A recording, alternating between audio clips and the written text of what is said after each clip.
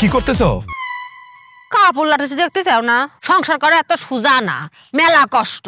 ছেলে হয়ে পয়দা হয়েছে তো বুঝতে চাও না। কাপড় তুমি না এইমাত্র আমার লগে আইলা, আইয়া কোন সময় ঘরে গেলা, কোন সময় কাপড় নিলা, আবার কাপড় ধুয়ে ছড়াই দিলা। এই সময় আসিছে, এই সময় কাপড় দিছে, এই সময় ছড়াই দিছে। কি হয়েছে? উমা ওকে, এগুলো কি? অর্ধেক ভিজা অর্ধেক শুকনা?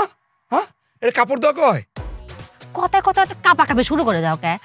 আমি কি পানির মধ্যে চুবাইছিলাম, বুঝেছো? তা যতটুকু পানিতে ভিজেছে অতটুকু ধুইছি, পরিষ্কার হয়েছে। এরপরে তুমি আবার পরে নে, পরে যদি ময়লা টলা হয় আবার খুলে দিয়ে না, আমি ধুয়ে দেবো না। ওরে আল্লাহ রে আল্লাহ আল্লাহ, আমার লগে এগুলো কি কি হইতাছে আমি তো কিছু বুঝতেছি না। কি হয়েছে? হয়েছে কি?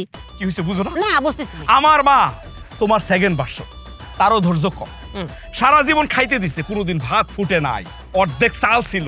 আর তুমি তুমি কি শুরু করে দিছো? তুমি তো ভাত রান্নই না, তরকারির সাথে চাউল দিয়ে দাও, কয় এগুলাই খাও।